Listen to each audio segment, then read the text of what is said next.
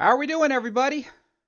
Can y'all hear me? You know how this works. Let me know. Give me a thumbs up. Give me some sort of emoji. Whatever. Sound check.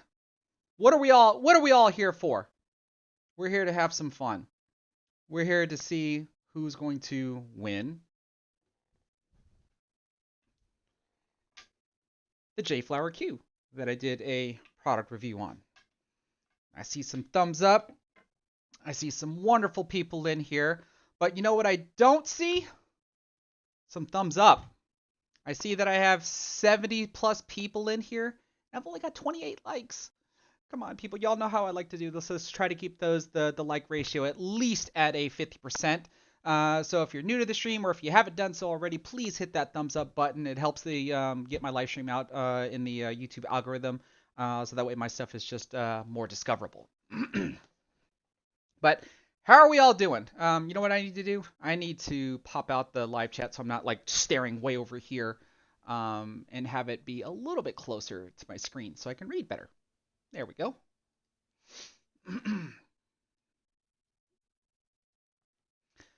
So, not entirely sure how I'm going to do this particular live stream. You know, last time I'm still going to do like demonstrations of how the winner works. I don't know if I'm going to make y'all sit through watching the video or the product review like I did last time. But we're hopefully going to be a little bit more interactive and whatnot. And then of course maybe just have some general conversations. You know, typical Q&As. All the wonderful razzmajazz. Andrew Hathaway, you're wanting to know how do you sign up for the raffle?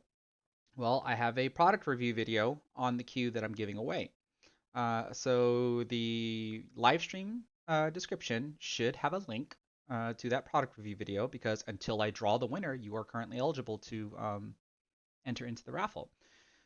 Watch the product review video, like the video, leave a comment on the video, and then be subscribed to my channel. But then you also have to make sure that your subscription list is public because I only like to give stuff away to people that actively follow me. So when I choose the winner by selecting a comment out of that video, I go and check the person's YouTube channel to see if they have their subscription list public so that I can see if I'm in that subscription list. And if I'm not in that subscription list, then I go pick somebody else. But if I am in that subscription list, then they are the winner. Which reminds me, I do want to go ahead and do this. Show of hands, emojis, whatever.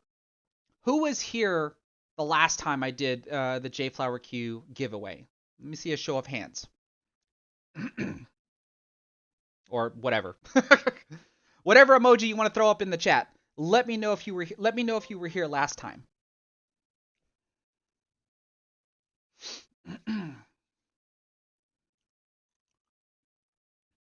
Because the reason why I want to know, let's do this, and let's do this.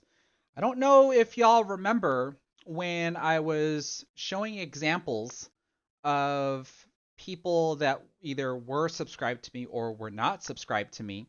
And if you saw the live stream intro, that intro was made for me by my buddy Mr. Edit One.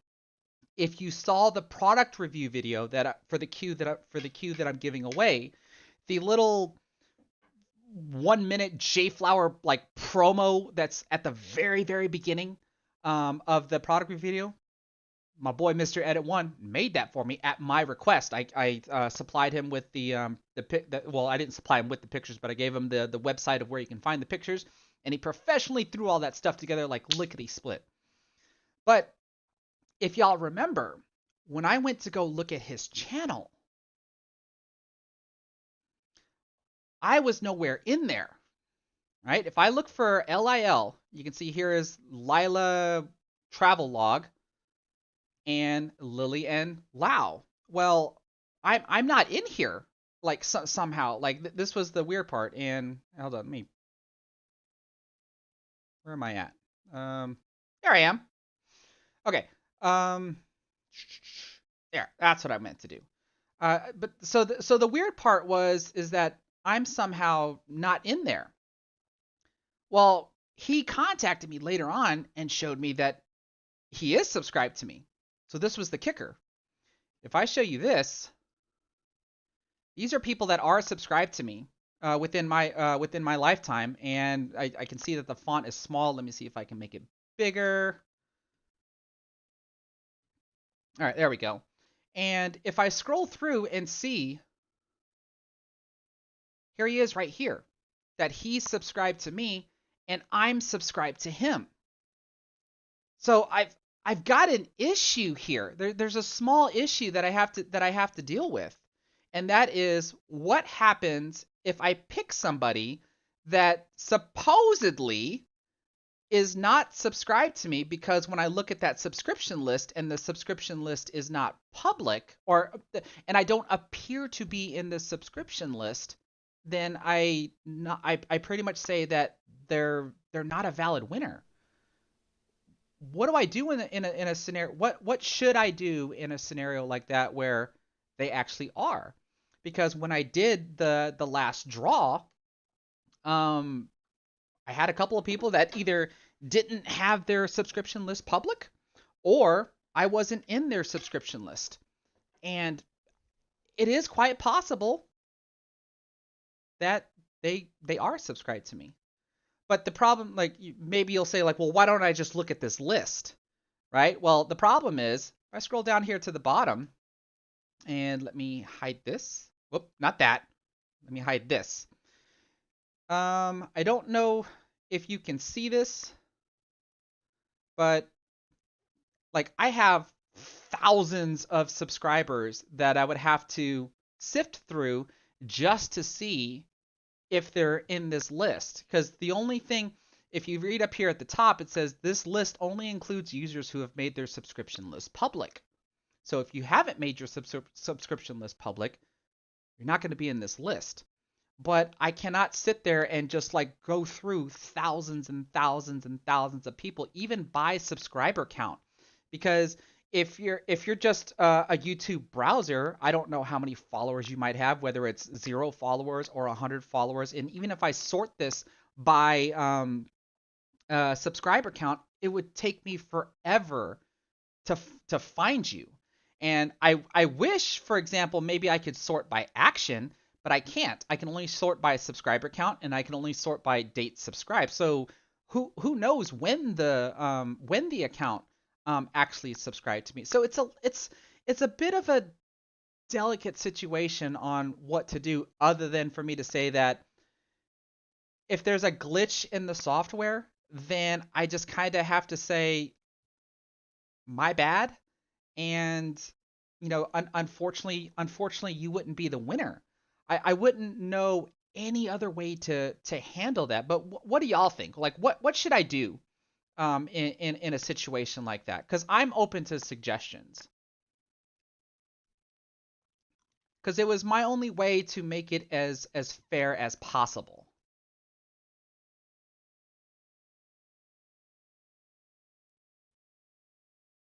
We got Jolt Metal Josh saying you can have them PM you a screenshot for verification, but then that means I have to wait, right? And I can certainly take that into consideration, but that means I have to assume that the first person I pick, if their subscription list is public and I don't see that my name is in there, and then I would have to assume that they're going to contact me at the appropriate time and be able to provide to me that they are actually subscribed to me. Or do I have to gamble with the idea that they're not subscribed to me, and since I announced them as the winner, do they go and quickly try to subscribe to me and then show me? See, like that's it's kind of a hard situation, because I would rather pick the winner and validate right on the spot and show it to everybody that here's the winner, because they're following me, or they're following the rules at which I set. So I don't know. The reason why I wanted to show y'all that is to show you that I have found a glitch in YouTube. And of course, I want everybody's opinion on how I could possibly handle this. I've even tried looking at to see if I can build my own software that can hopefully give me all the people that are subscribed to me. Currently not successful at doing that. Takes a little bit more time to develop software to actually pull in everybody that's actually subscribed to me. But I don't know. But I just want to make sure that everybody's y'all should know how it's like I'm pretty much like full disclosure on everything that I do. And that's why I was really shocked that when I did the last giveaway and I saw that, or what appeared to be that Mr. Edit One wasn't subscribed to me, and then instantly he's contacting me like right after the live stream and showing me screenshots and everything else. I was like, oh wow. So then I started doing my research and saw that, yeah, sure enough, he is subscribed to me, but according to his YouTube channel, he's not. So it makes it hard. It makes it hard. Let's see. Mr. Edit One says just send him the queue now that I know. All right, so that's what makes this super interesting then, right, Mr. Edit One, because I saw that you did comment on my last video, and we just saw that your channel still doesn't show that that you're subscribed to me, but I've proved to you from my end, or I've proven to the viewers from my end that you are. So if you are selected, should you be a valid winner? Whereas anybody else, if I were to look at their stuff and see that I'm not on their subscription list, would they be not a valid winner? Yeah, that's kind of hard. It's kind of hard to deal with.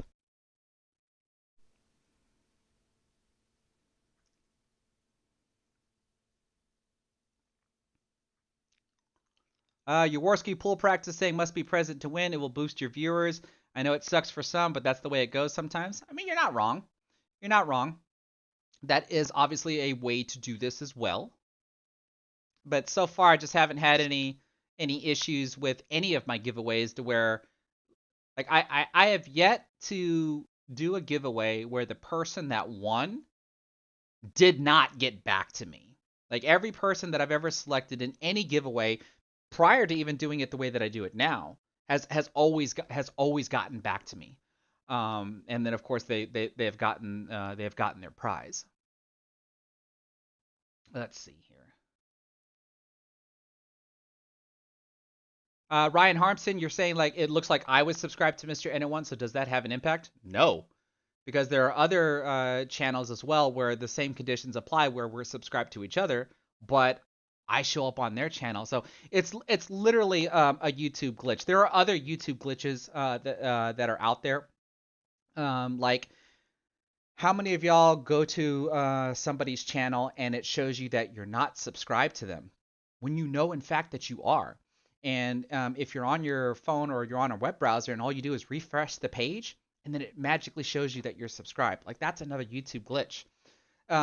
That is the main reason why at the end of every one of my videos now, you hear me say to be sure to click the bell notification icon to be notified whenever I go live or publish a new video.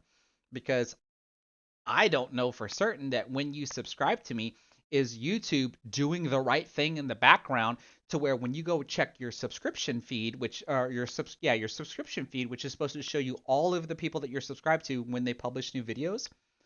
If I'm not in that list, then even though you're subscribed to me, you're not going to know when I post new content. You have to just arbitrarily go to my page and see like, oh, he's published new stuff. Like, let me go watch his new stuff. And but if you click that bell notification icon, you'll receive a notification that I published a new video or that I went live or whatever. Excuse me. Drew Gibbs, thank you so much for the $5 super chat. You're saying, give me that cue. I mean, if you commented on it and the comment picker picks you, you will certainly be the winner. No doubt about that. So, I'm trying to figure out really what do I want to do. Like I said, I don't think I want to show you the video again, like I did last time. But I figured maybe I can tell you a story about how all this stuff came about. Especially with what happened on Reddit. But we won't really go into great details about what happened on Reddit. Anybody that saw my live stream about that knows that that's that. But I would think that the majority of y'all that are in here that actively follow me know that I'm a software developer. That's my 9 to 5 job. That's what pays my bills. And I just do YouTube as a hobby when I have free time and have been able to build the following that I've been able to build. Well, you would think that when content creators get to a certain level of popularity, that sometimes sponsorships might come into play. And I've had plenty of businesses or people or whatever um, email me or whatever about potential sponsorships or product placements or whatever. And sometimes I don't know if they're legit or not because sometimes in my email they'll just get thrown into my spam box. So, and a lot of them are usually not pool related, right? So if they're not pool related, why would I bother wanting to say like, check out this, I don't know, check out this cologne while you're watching me play pool. Like that doesn't make sense, right? I should pretty much if I'm gonna accept any type of sponsorship that it should be something pool related, or that would to me that would just make the most sense. Well, I think it's I'm okay with letting everybody know that there was a point in time that Predator tried to offer me a what they refer to as an equipment sponsorship. And what that means is that they would supply me with a playing cue, a break cue, a jump cue, a case. I could have got a set of Predator Arcos 2 balls. I could have gotten the Arcadia cloth, some apparel, and some decals and stuff that I have to put on my table. All that wonderful razzmatazz. With the agreement that I have to do some sort of product review of their stuff at like every other month or something like that. And but I also had to exclusively use their stuff for 2 years because that's how long the contract was going to be.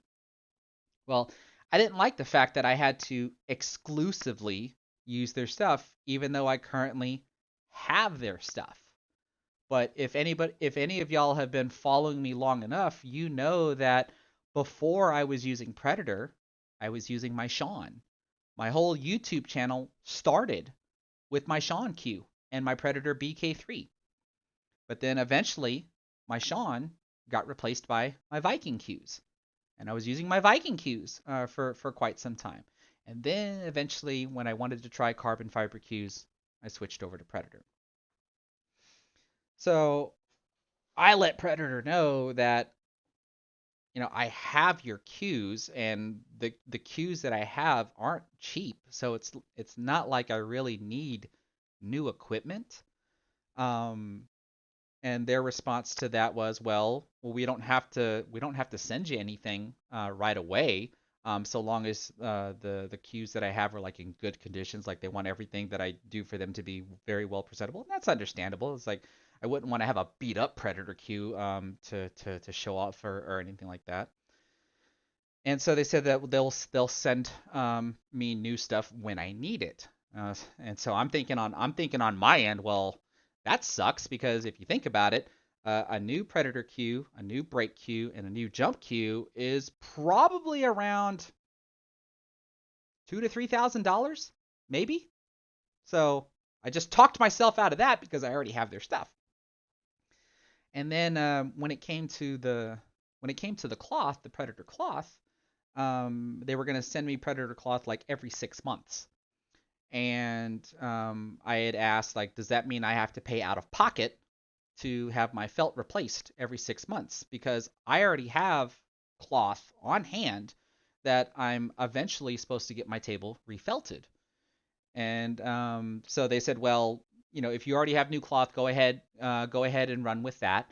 And when you need new cloth, we'll send you new cloth. Well, the cloth that I currently have on my table is like 3 years old. So when I replace that, or when I get my table refelted, and if that new cloth lasts me 3 years, 3 more years, then that means I don't get any Predator Arcadia cloth. So let's assume that the cloth costs anywhere from, I don't know, two to $400 times 4, right? Since I would get it every 6 months, that's another what? We'll pick 300 down the middle. That's another $1,200 of stuff that I just talked myself out of. So the only thing I'm left with out of the deal is a set of Arcos 2 balls, three to $400, some apparel, and some decals that I have to put on my table whenever I make a video.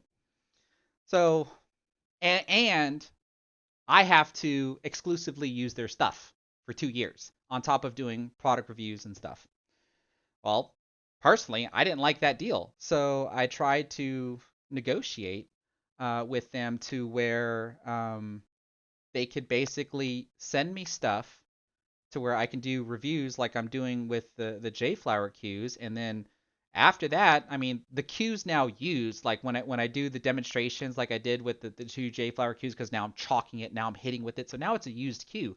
And it's like, well, I can obviously give it back to the manufacturer if they so please, or let me do what I'm doing with Jflower, because then I can either give it away, raffle, do whatever to where there's some sort of financial benefit on my part, and whatever product that I'm reviewing gets the exposure and hopefully generates business on top of that.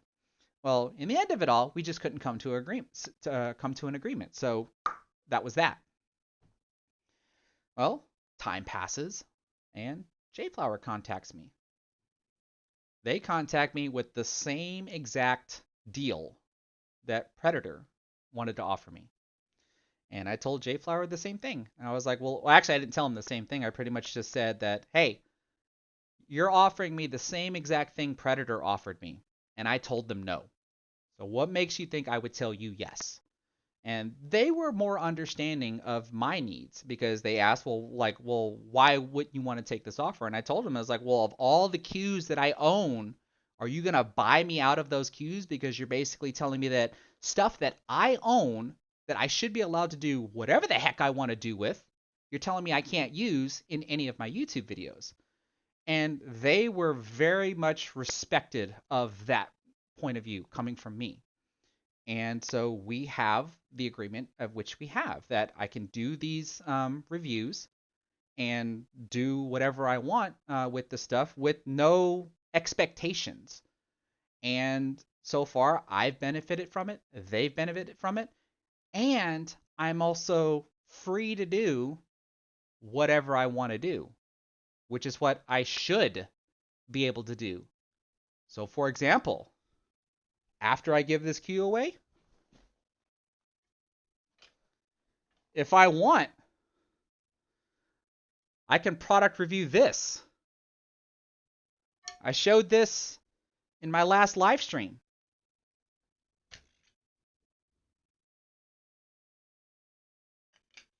I can do whatever I want with this.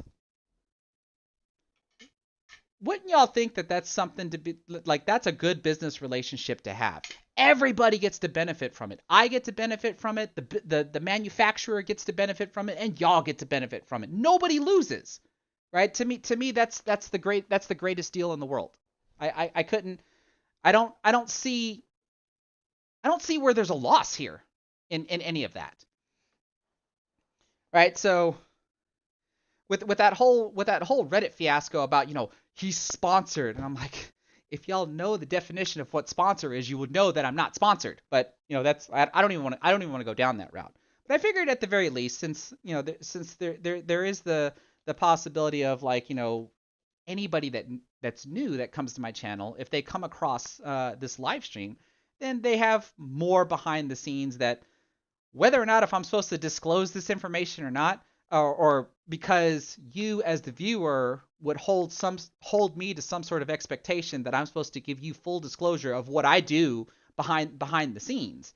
And I would hold the opinion of, well, what does it matter? If you're going to get a free cue from me, what does it matter what I did behind the scenes of how I obtained the cue? Like, to me, that's all that really matters. Maybe I'm thinking about it all wrong. I don't know. YDM6669. Thank you so much for the $5 super chat. You're saying, what's a BK rush? He remembers that.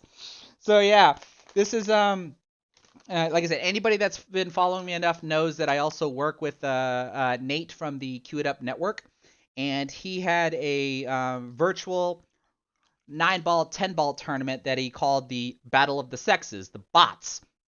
And it was a virtual tournament where the women that entered in the tournament played the 9-ball ghost, and the men that played in the tournament played the 10-ball ghost. And every time the BK rush was mentioned, I just kept mentioning the joke, like, what's a BK rush? Like, I didn't know what a BK rush was, even though I owned a BK rush. So that obviously brings back memories. Joshua Chambers, thank you so much for the $2 super chat. Minosh, you there? Like, I don't know what that means. I'm sorry. No, Luna Rhyme, the draw hasn't happened yet. I'm just trying to figure out ways to change the show up. Like the last time I did the live stream draw, of course, I gave people time to try to enter into the raffle. It was funny that when I scheduled that I was going to do the giveaway, the flood of new comments that I basically got of, great review, and if I get new subscribers or whatever, like, I'm obviously appreciative, but it just goes to show you like why I asked for like the view count and everything else. Not because I just want people to just do all this stuff at the last minute. I mean, if you don't know this stuff is happening, I would wonder, do you not know this stuff is happening because of the bug that might be in YouTube to where you just never got notified that I was doing the giveaway? And then when you come across my live stream, now you know that I'm actually doing the giveaway, and therefore you want a chance at possibly being able to win the queue. And I want you to have the chance to win the queue. Like that's what I do this for. Drew Gibbs, thank you so much for the $5 super chat. You're saying, I'm currently a skill level 5 in APA. You made the playoffs. Congratulations for that. This session, we play our first game in tomorrow. Love your channel amongst others. Thank you so much. I really do appreciate that. And YDM6669, you're saying getting real close to 75k subs. Yep. And I've got a milestone giveaway for that, but we'll talk about that later. So, what more can you ask from somebody that does what I do, regardless of what the intention is? Meaning that, do I have to give stuff away to have the following that I have? Well, no. Because I built the following that I have by having the content at which I have, and giving stuff away is just my way of showing my appreciation. All right, let's see here. Okay, here's what we'll do. We'll go ahead and do a demonstration. So remember, this is a demonstration. I had some people get a little confused that they thought they were the winner when I did the demonstration. This is a demonstration. So I'm going to use this video that you see here to do the demonstration. This is my latest banking video. This banking video has 128 comments. Let me increase the font size a little bit so that way everybody can see it. There's 128 comments in this one, and I'm going to use this one to demonstrate how this works. So we're going to click the share button so I can get the YouTube link. So I'm going to copy that. And I'm going to go over to the YouTube comment picker. Put in the URL. We're going to say get the YouTube comments. Why does it say 88? What about if I include replies to comments? There we go. There's 128, but for some reason, only 127 show. But the rules are replies do not count. So there are 88 comments, but how many of these are duplicate users? All right, so let's filter out duplicate users. There's 2 of them because we go from 86 or 88 to 86. So there are 86 unique YouTube users that commented on that video. So when I click this button, we're going to see who the possible winner is. Let's check it out. Remember, again, demonstration. This is not to select the winner of the queue. Make that perfectly clear. So Mark Gargan leaves a comment called Chicago Bugs, and I actually had to look up who Chicago Bugs was. Shows you my knowledge of the pool community, which I eventually found out he's basically giving me a comment because of the way that I broke down the banking system. I believe was referring to me as Chicago Bugs, which was really cool. So if this is the winner, what I would end up doing is going to check out their YouTube channel, check to see if they have their subscription list public, and you can see that they do. Now, people were wondering why don't I what I was doing earlier was I would just start scrolling over and over and over, and they're like, why don't you just look? Well, I'll do that right now. Let's see if it works. Okay, fortunately it works. So like, if this were the legit drawing, this person would win. But what I had to explain to people as to why I was scrolling over and over and over was because if they, whoops, that's not what I meant to do. That was actually weird. Why did it do that? Here. Hold on.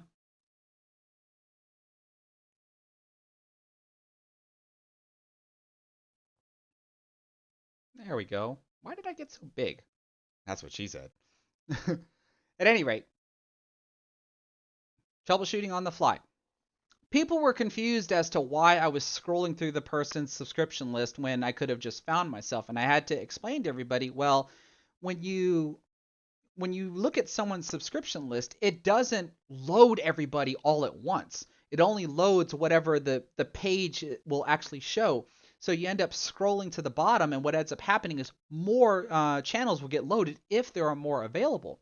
So you have, for purposes of my drawing, you have to scroll all the way to the bottom, and then you can do like some sort of search just to see if they're actually if I'm actually in the list. So that's how this would work. So, like I said, demonstration. But if this were the actual drawing, that's how this would work. Is everybody clear on that? I love everybody loves the joke.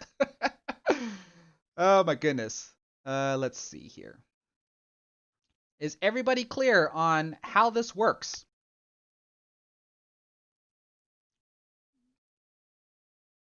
Let's make my screen a little bit bigger, because we'll go ahead and do the drawing.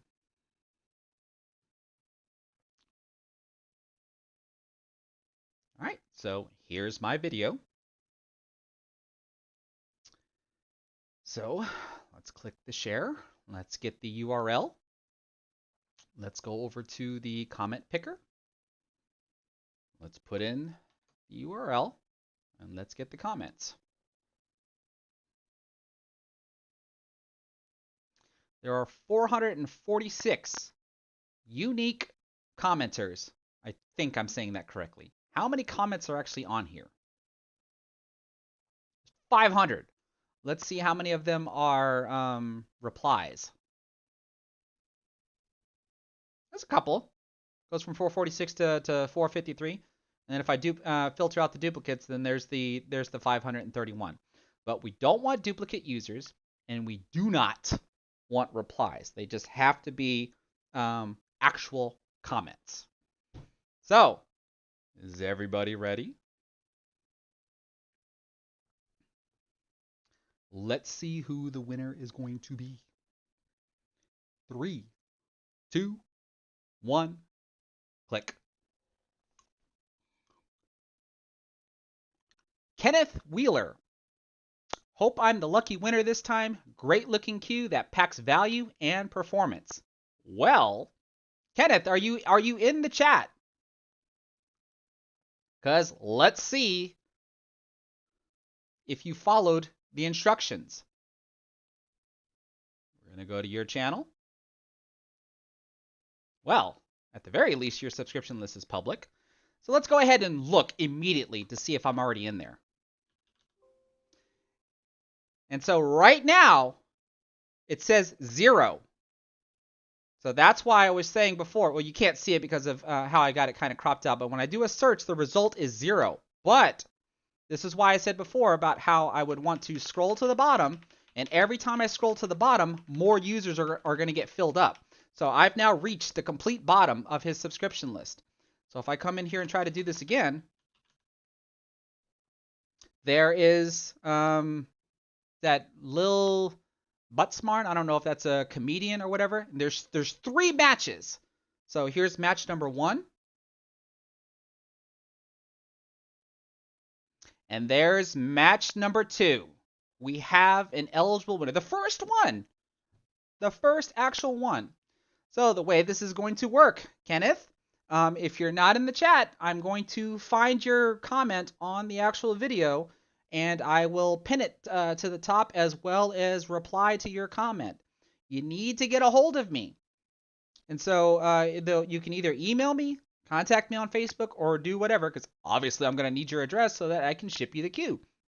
And the other issue is that I don't have a transport case for this. If you watched any of the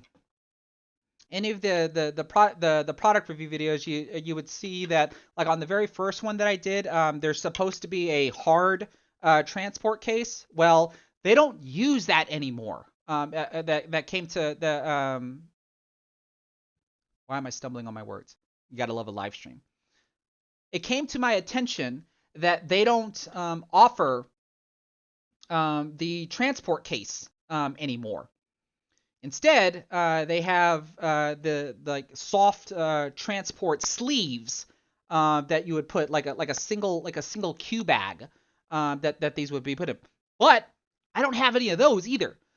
So what I'm gonna end up doing with this is I'll obviously wrap this really nice and tight in some bubble wrap, and then I will put it in like a mailing tube or something. And hopefully what I plan on doing with like other cues and stuff that I'm going to give away or review or whatever, I can put them in some sort of transport case, so that way they're hopefully safely shipped to the winner.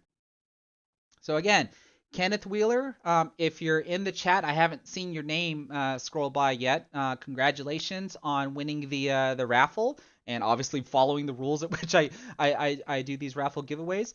Please get a hold of me, because I think it's going to be fair that if I don't hear from you in a couple of days or whatever, then I'm just going to have to go live and do this all over again. Which means I'm going to end up deleting this live stream, because it would serve no purpose to leave this live stream up if the winner doesn't come and claim their prize. So, oh man, now what? Do I just end the live stream? What do y'all want to talk about?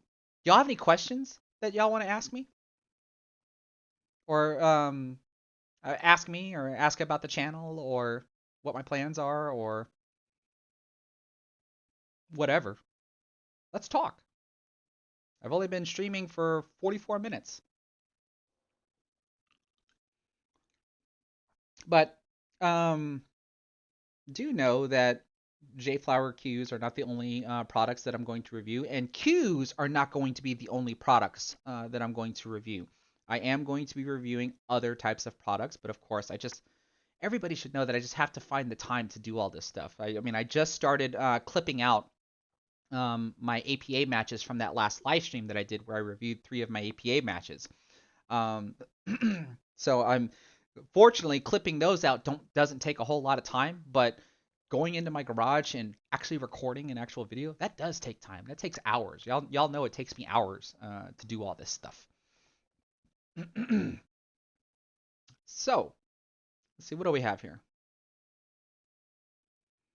How do I enter APA if I'm in India? This is from Pradyan Mano. I hope I said that right. I don't believe there's an APA league in India. I think, APA stands for American Pool Association, and then there's the CPA, which I think is the Canadian Pool Association, and I think there's the JPA, the Japan Pool Association. I believe, I don't know for certain, but I believe that those are the only branches of the the I don't know how to like. I used to always think that APA stood for Amateur Pool Association, but it turns out it stands for American Pool Association.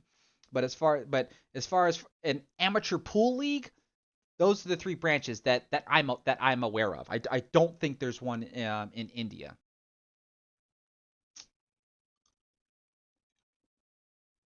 Let's see what else we got going on here.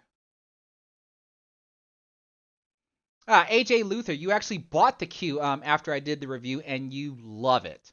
That's fan freaking tastic. And actually, you know what? This will actually be good because I need to go ahead and clear the air on things that I've seen with the association of Conlin queues with Jflower. So here's what I can tell you about that. Conlin and Jflower used to be made in the same factory.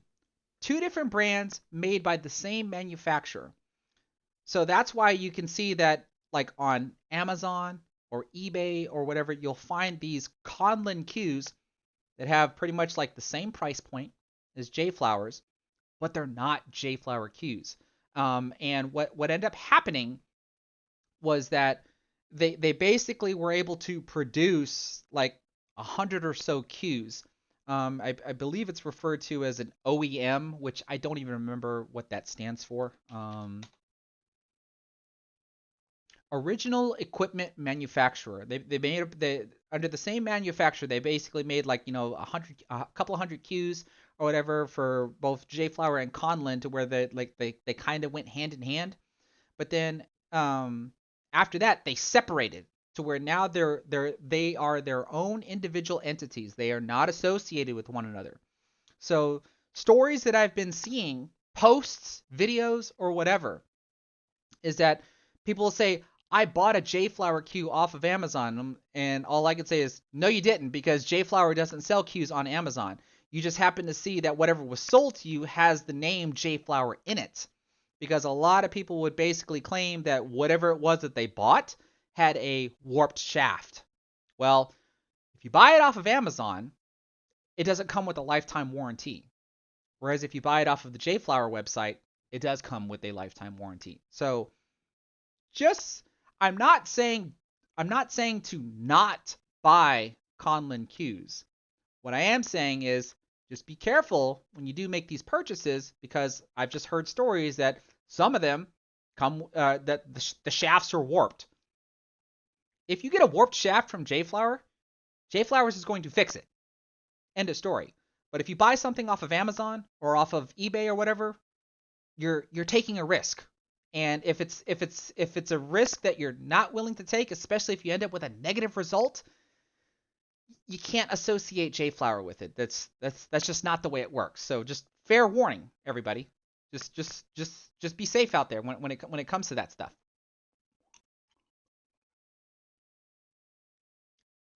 What do I see here? Dusty Tables.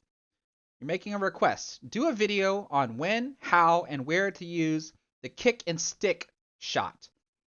Are you talking about when you're trying to do a kick safe? Where you kick at the ball, and when you hit the object ball, the cue ball just halts right on contact, and then while the object ball takes off. I can certainly do that. But again, it's just going to be a matter of where. But here's what I can do, though. Neil's Fine already has a video on that, and it's amazing. It's absolutely amazing. And here's what I'm going to do. I'm going to go find it. Let's see here.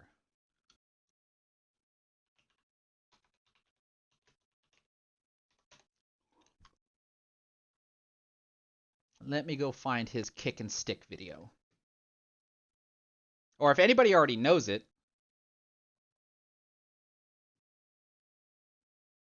and it's not like Niels needs my help promoting his stuff. Like he's already doing a fan-freaking-tastic job with his YouTube channel. And the stuff that he does is amazing.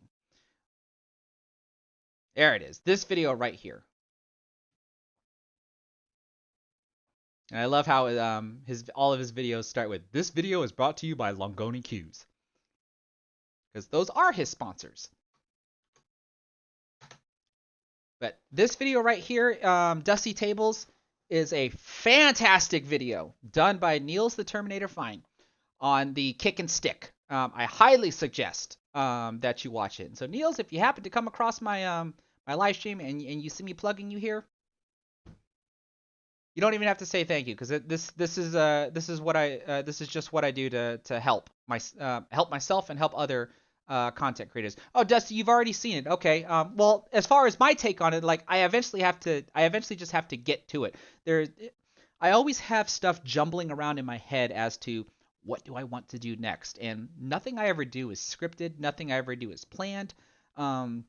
It's just, I want to make a video on this. So I start making the video, and whatever comes out is whatever comes out. Like, I don't even know how long the video is going to take, or how long the video is going to be, or anything like that.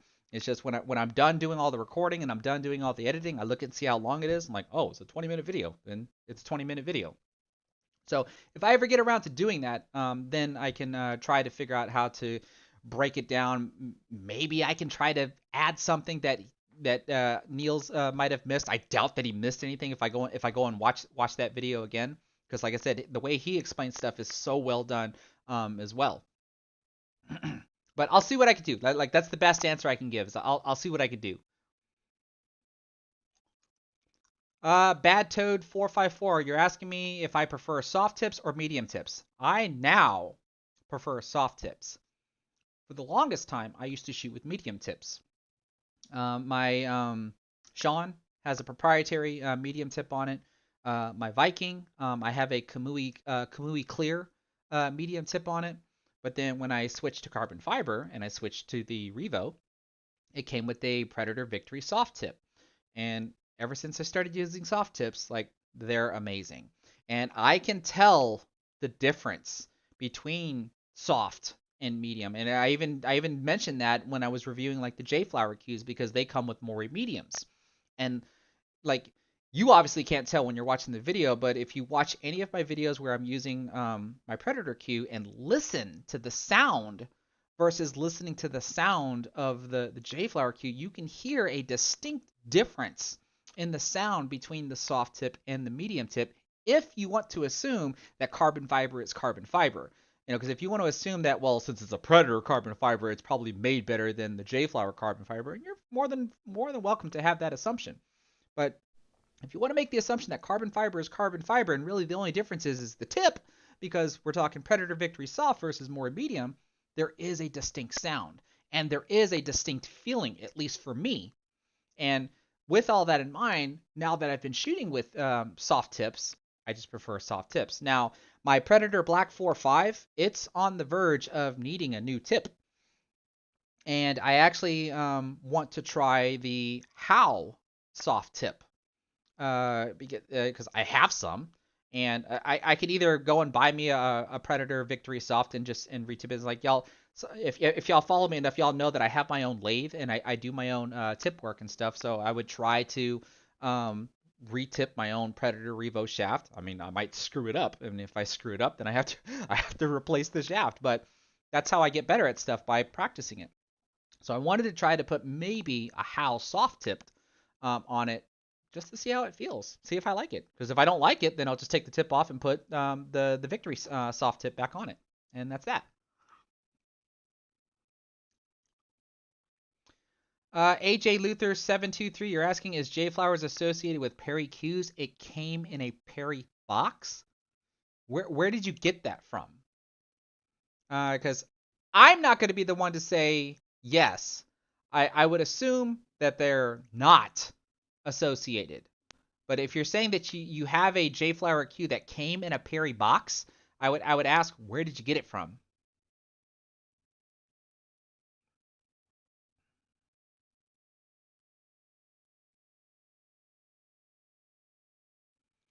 NZ Detecting Discoveries, you're wanting to know how would I suggest cleaning the shaft on your BK3? Well, the BK3 I thought is a wooden shaft, right? So you probably would want to use like very fine sandpaper. to potentially, or what's the old green pads to basically clean it. Like you don't want to use anything like too gritty because then you're literally sanding the shaft. You're saying you got it from Jflowers directly. Well, I I I can't speak on their behalf as to that. Because what I think is it Jason Shaw sponsored by Perry Hughes? I think.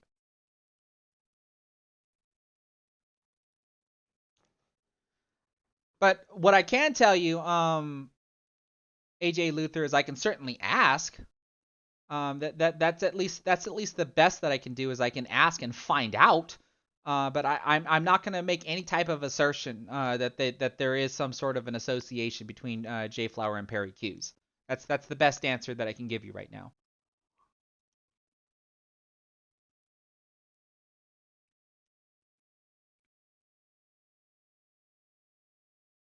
Yeah. So if the BK3, like I said, if you're dealing with a if you're dealing with a wooden shaft, like you would want to use like very fine grit sandpaper. Like we're talking like maybe 1,000 grit sandpaper, or like I said, the old greed pads that you used to use to clean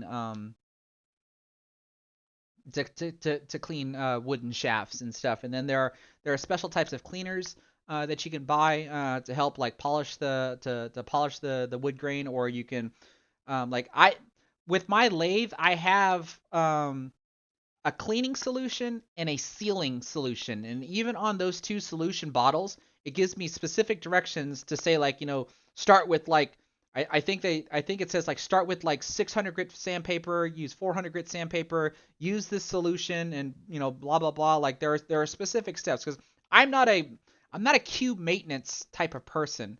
Um, Especially now that I have carbon fiber shafts. But when it comes to just doing this stuff, I just research it and just follow the directions, and then just go with the and then just go with whatever the directions say.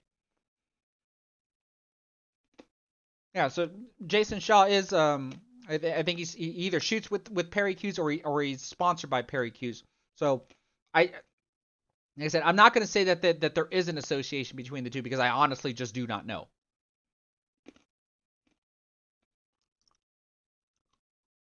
Let's see here. Swisher Sweet, you're asking something about piloted jointed or piloted joint on some cues.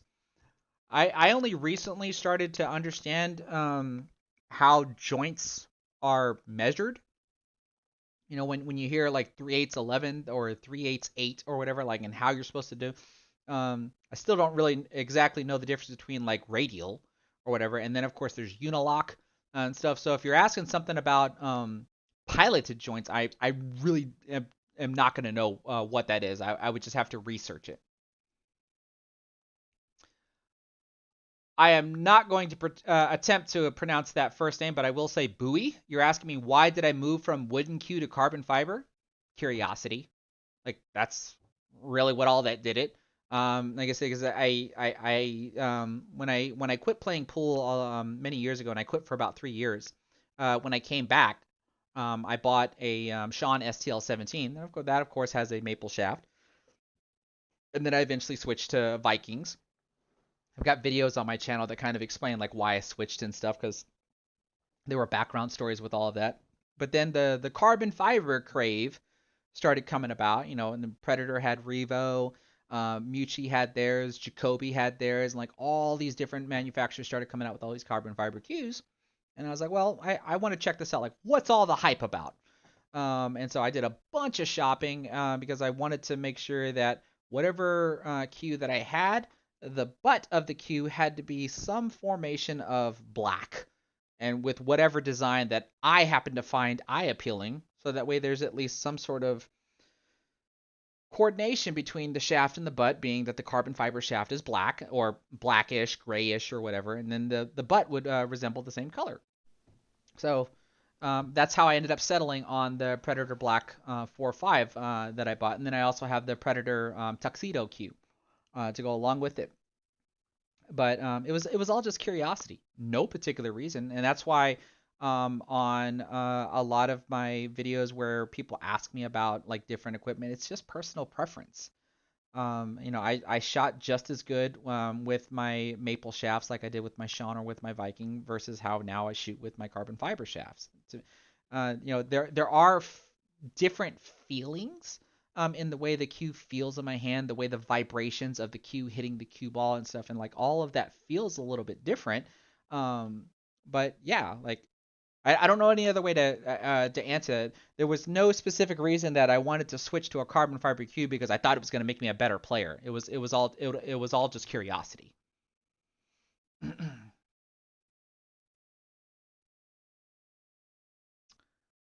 Let's see here. See, everybody's talking about how to clean a maple shaft. Okay, well, not sure what else to do from here. So I think I'm pretty much just going to go ahead and end the live stream. Um, if y'all watched my last APA match where I showed an application of the +2 rail kicking system, I gave like a brief explanation of how to measure it out or how to calculate it out. And so I'm actually thinking about making an actual lesson video out of it. I just don't know when I'll be able to do it. And then I still have the other two APA matches that were in that live stream to clip out and post here in the future. Dime Piece, you're wanting to know the pros and cons of different diameter shafts. The pros, in my opinion, would be that the smaller the shaft, the more accuracy you can have on how much spin you're putting on the cue ball. So you would know that you can possibly hit a little bit lower or a little bit higher or a little bit more to the left, a little bit more to the right with the smaller the shaft is. The con to that though is even though you can be more accurate as to where you hit the cue ball, you also have to be more accurate in your stroke because if, for example, you're trying to hit center cue ball, it's a little bit easier to hit center cue ball with a thicker shaft because you have a bigger marginal target for the tip of the cue to actually hit the center of the cue ball. But if the tip of your cue is smaller, then you have to absolutely make sure that your stroke is straight because just any little diversion of your stroke, it's going to be noticeable with a smaller shaft. Now I shoot with a 12.9 Revo, and what the after that is the 12.4, and I think now they have the 11.8. Right, and so the reason why I got the 12.9 is because before I switched to carbon fiber, I was shooting with 13 millimeter shafts. Right, so 12.9 is the closest. Right, and I even showed you that the Jflower cues, they come with 12.5 millimeter shafts, so just a little bit smaller than the Revo that I prefer to shoot with. But with just like with anything, with practice, you eventually get down the accuracy. You start to learn the muscle memory, and you start to become more accurate. I mean that's just the way it is. But those would be the pros and cons that I would understand between a thicker diameter tip versus a smaller diameter tip. Bob Kemp, you're wanting to know who was the winner. I believe his name was Kenneth Wheeler. Yes, Kenneth Wheeler was the winner, or at least was the person that was selected. Like I said, once I pin their comment and let them know that they were the winner, they have to get a hold of me, because if they don't get a hold of me within a certain time frame, then I have nobody to send the cue to. So it would only be fair that I basically just do another live stream and select somebody else. So I'm at least give them a couple of days to try to get back in touch with me, so that way they can claim their prize.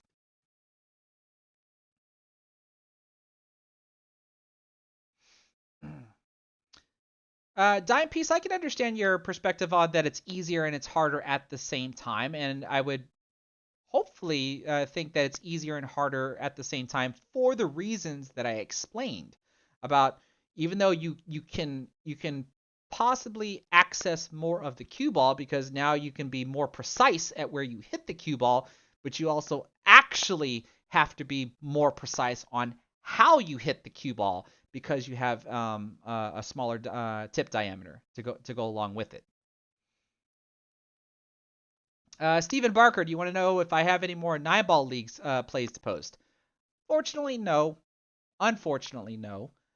Because I just can't find a team that can support me as a skill level 9 to play on. All right, that the 23-point handicap is just it's really kind of difficult to manage as a skill level 9 unless I actually have like a skill level 1 or a skill level 2 on the team to help try to balance the 23-point rule. So if I happen to get a team that I can be on, then I can have some more matches. Now I do have some 9-ball Vegas mini matches that I've recorded. I'll eventually probably do a live stream of those and like give you the play-by-play commentary of what happened, what I was thinking, blah blah blah. But as far as like local league matches, I don't have any of those because I'm not on a team anymore.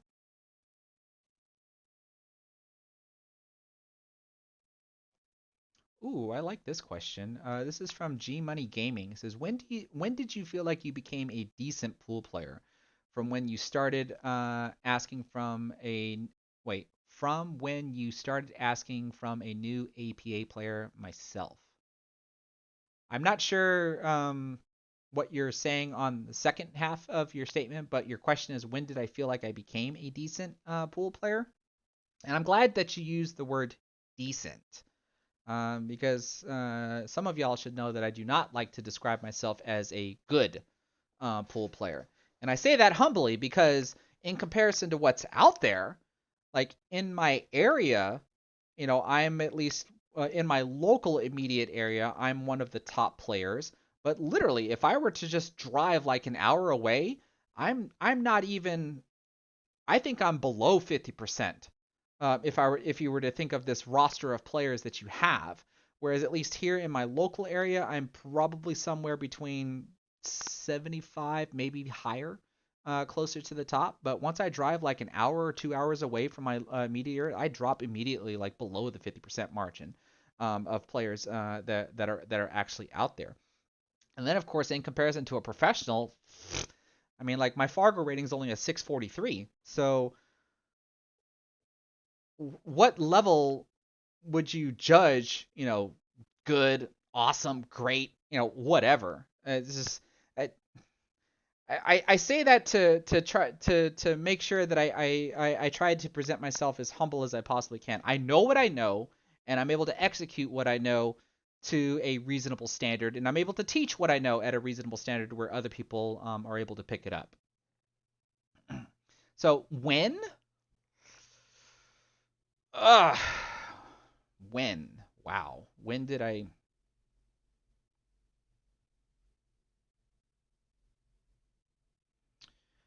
I would probably have to say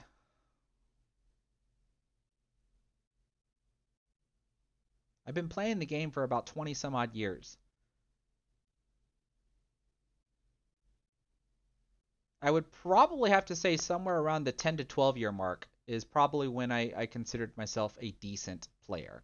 I was actually winning some decent, or I was placing in some decent mid level tournaments in my area. I wasn't really, I would at least place in the money. And I think there's been maybe a small, like I could probably count on one hand, a small handful that I would actually win where I'm competing against players that are of my caliber, if not a little bit higher.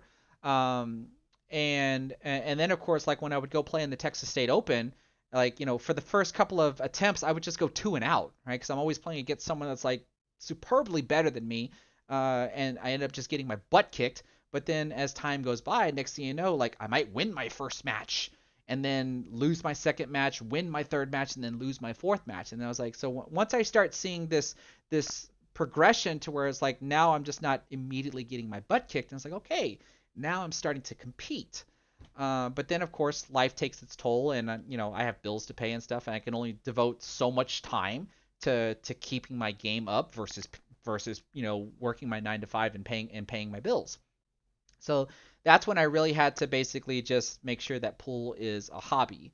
And so, with me being a 643, that's passively being a 643. Like I don't travel a whole lot to play in tournaments. I talked about that in my last live stream. Like I go to the Texas State Open because it's here in my own backyard. I only have to drive a couple hours away to be able to participate. Plus, I have family in the area, so I don't have to worry about hotels or anything like that. Versus like flying to like Derby City or Turning Stone and having to pay for hotels or anything like that. Um, but I did make a statement that if my Fargo rating ever makes it in the 650s passively, then I would try to actively be a 7 to see if I can get to the 700 plus Fargo rates. And so I probably would try to travel a little bit more, put myself out there a little bit more, and try tournaments and see how I can do, and et cetera, et cetera.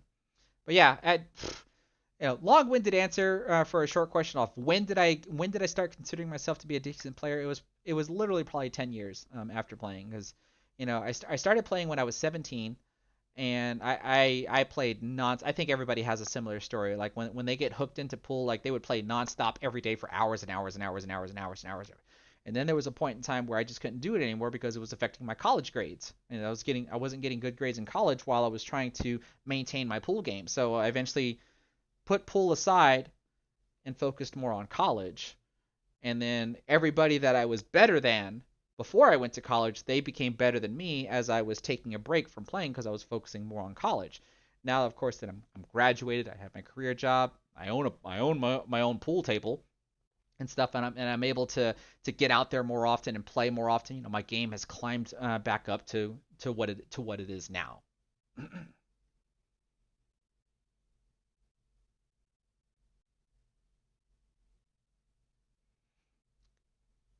Let's see here.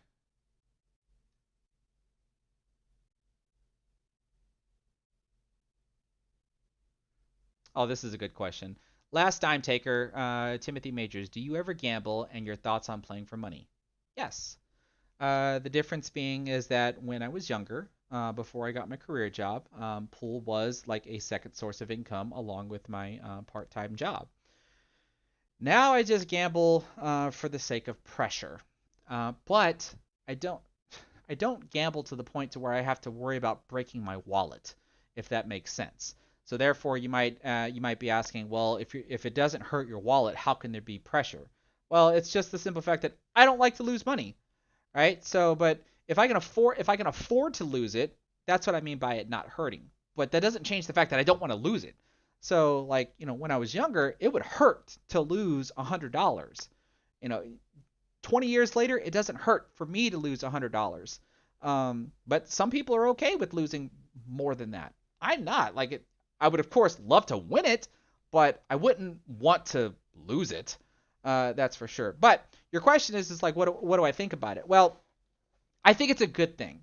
I think it's a good thing for a player to have that kind of pressure on themselves of actually losing something other than a game.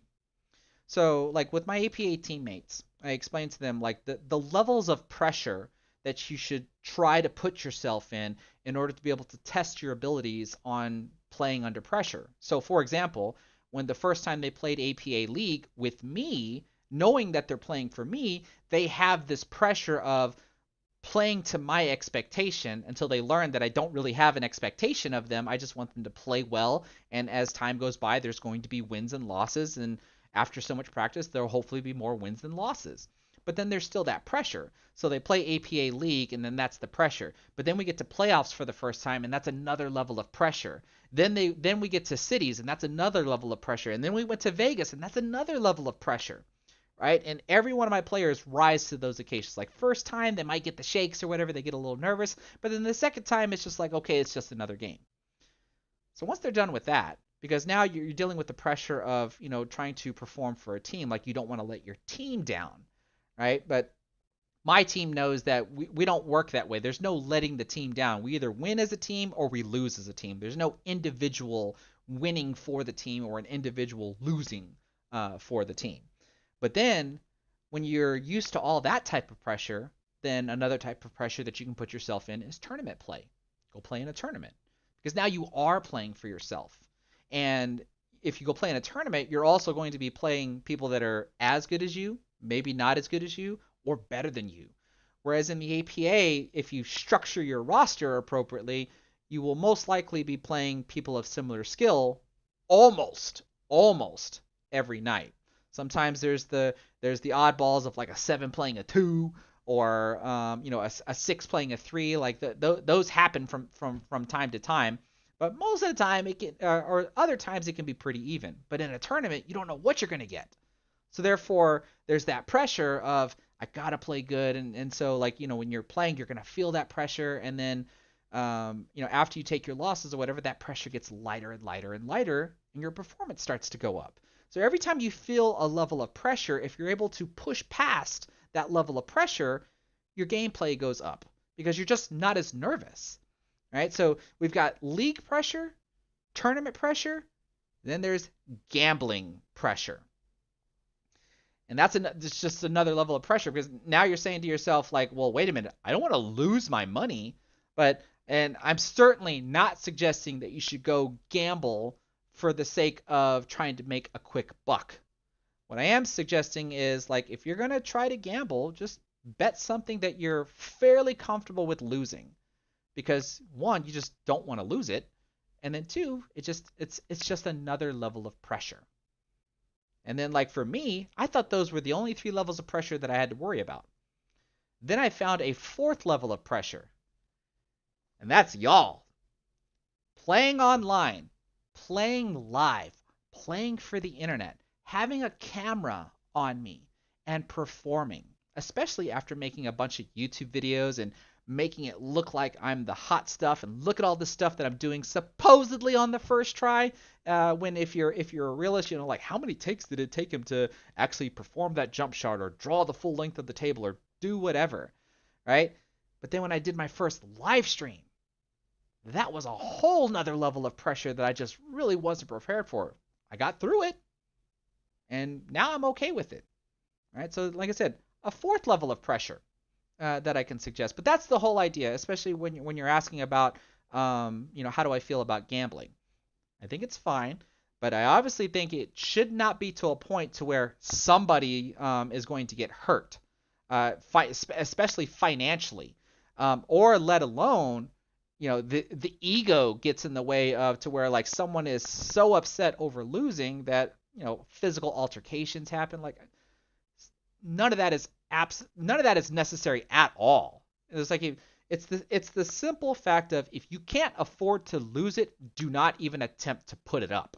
Don't fire the barrel, don't fire the air barrel, just keep it a gentleman's game. Like that's the whole purpose of that. And then like I said, you'll feel the pressure of not wanting to lose, especially when you have something on the line. And if you're able to push past that pressure, then you'll start noticing an increase in your game to go along with that.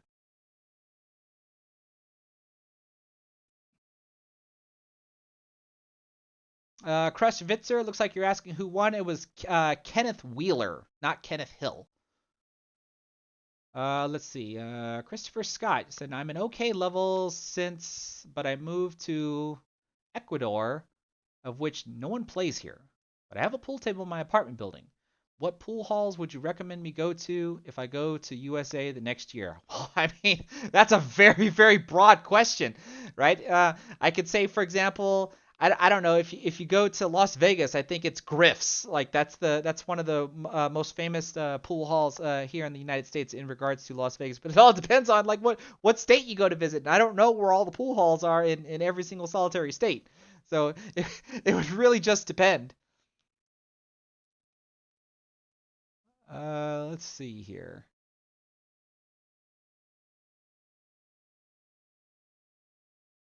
Where is that question? You're saying Joel Barraza. You're saying for a beginner, what is my best advice? Advice on what? Like I need you to be a little bit more specific. Well, then I see you said thanks. So maybe I already answered your question when I answered somebody else's question. Yeah, yeah, persistent wolf abilities. You want to play for 10K a rack? No, thank you. No, thank you. We can play for $10 a rack. Like I'm perfectly fine with that.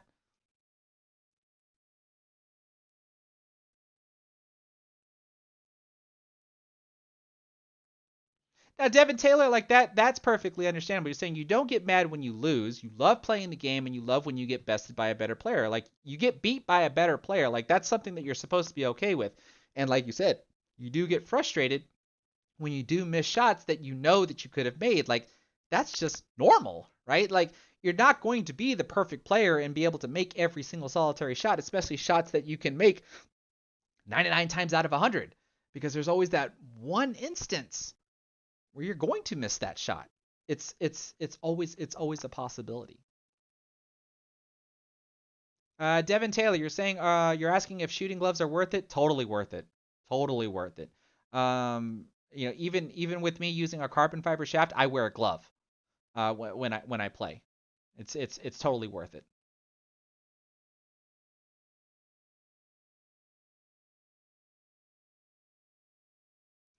Daniel Bernardo, you're asking me if I ever played with a, I don't even know how to pronounce this, Pechauer, if I said that correctly, Pechauer cue.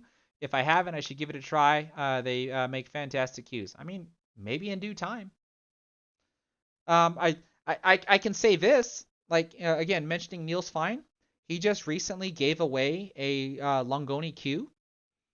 I have considered buying one to test it out, like to do a product review. They got their I think their carbon fiber shafts are called Luna Vera, um, and the Q design of the Longoni Qs, like they look pretty cool. Like I like the way that they look, so I have contemplated on actually buying one. I don't know if to buy one for myself, like if I'm going to replace my Predator gear that I currently have with Longoni or not. But I mean, the thought has crossed my mind.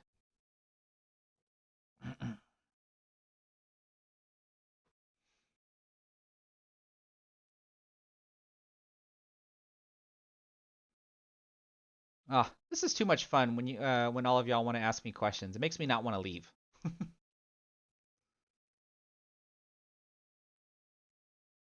Peach hour? Is that how it should be pronounced? What did I say? Pechower? I think is how I pronounced it. I have no idea how to pronounce it. But yeah, I think I'm gonna go ahead and call it for the night. Probably want to just go relax, watch some movies and stuff. I've had a stressful day of work, and then wanting to get rid of that queue. And let me restate this: the product review video that I did currently has 8,472 views. And you know what?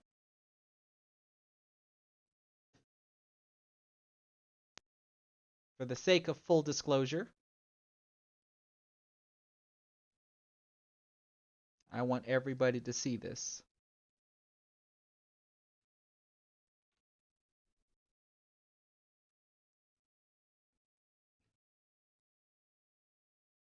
So hopefully y'all can see this. This video roughly has about 8.6 to 8.7 thousand views. I earned 97 more subscribers, and that video alone, I have earned $93.10. Right? So that's going to help me pay for the shipping costs, assuming Kenneth Wheeler is in the United States. And then I make a small profit off of this. But the reason why I'm wanting to show y'all this is because if y'all remember the first product review video that I did, I asked for 30,000 views and I got about 26,000 to go along with it. So then I thought, okay, well maybe 30,000 is a bit reaching. So then I was like, well, let me try 25,000. Well, I didn't get anywhere near that. And then 5 weeks later, I'm still giving away the queue. I mentioned this before that if this way of me doing product reviews, whether I buy the cues or not, because the cues that I have, some of them are purchased, some of them are won through raffles, and then some of them aren't purchased. It does not matter. What matters is that if this means here, like I said, whether they're purchased or not, does not prove to be somewhat reliable, to the point to where if I start taking a loss on shipping the queue, especially if I have to ship them overseas, then I'm gonna have to look for a different means of how to give them away. And so the only other way I can think of is to legitimately raffle them off. And what I mean by that is you have to purchase raffle spots from me, and then I would choose out of the people, or I would choose from the people that entered into the raffle with their money. So instead of getting something absolutely free, which is currently what you have a chance of getting right now, you might have to pay $10 or $20, depending upon whatever I would decide the cost of a raffle spot would be. It would just really depend, right? So on my next review, I can try this method again, because I mean, who knows? Third time's the charm, right? And from what I've seen, since 30,000 couldn't be reached, 25,000 couldn't be reached, I don't know. Maybe I'll drop it to 10 or 20 or 15,000 or something. Like, I don't think it's too much to ask for people to watch a 15 or 20-minute video for me to make YouTube ad revenue, so that way some lucky person has the opportunity to win something absolutely free and not have to pay for a single shipping cost, because I take care of everything. I think that's pretty reasonable to ask for. So when I do another product review or another giveaway from something, like we'll just have to wait and see how it all turns out, because y'all should know and understand that if the means of bringing in some form of income to be able to pay for this stuff just doesn't prove to be reliable, then I have to find another means of being able to do it, because there's only so much I can do to help everybody in regards to, the information that I give out or the equipment that I might send out to people. There's only so much I can do.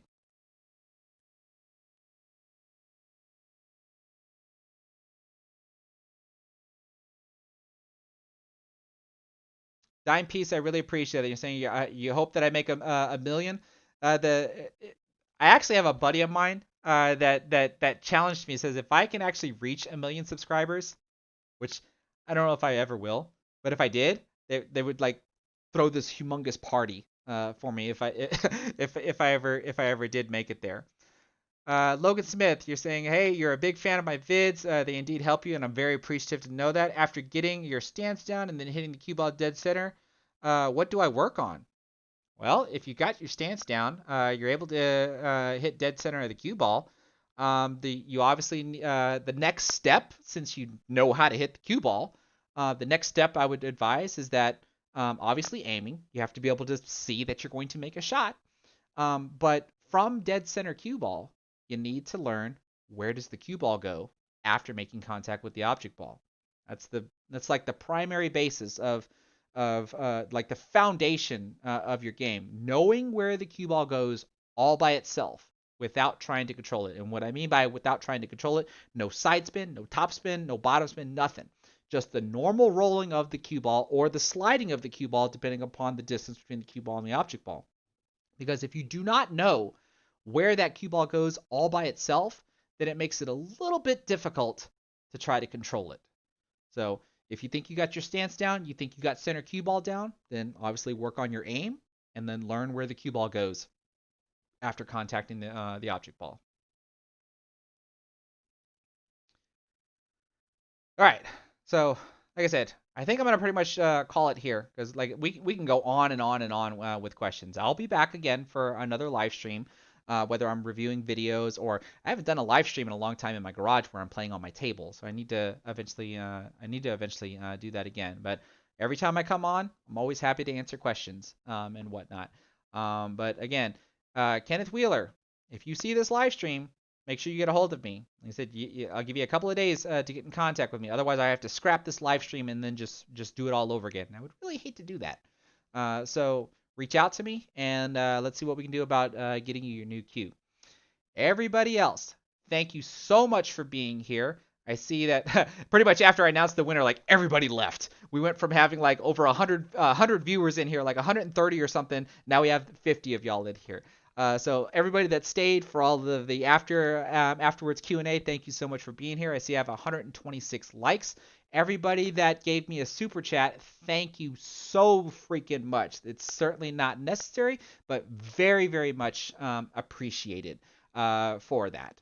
But I'm pretty much going to go ahead and sign off. If this is the first time you've ever seen any of my, if you're brand new to my channel and this is the first thing that you're ever seeing of me, this is stuff that I do on a regular basis. I have full instructional material on how to do certain things in the game, how to break down a table, how to run out patterns and stuff. And as a token of my appreciation for people following me, getting my subscriber count up, giving my view counts up, I do these giveaways and whatnot to show my appreciation. So if this sort of stuff you like, then at least give the live stream a thumbs up, and then of course subscribe to the channel, and then be sure to click that bell notification icon so that way you get a notification the next time I go live or when I publish a new video. So everybody else in the live chat, take care and have a good night or good morning or afternoon.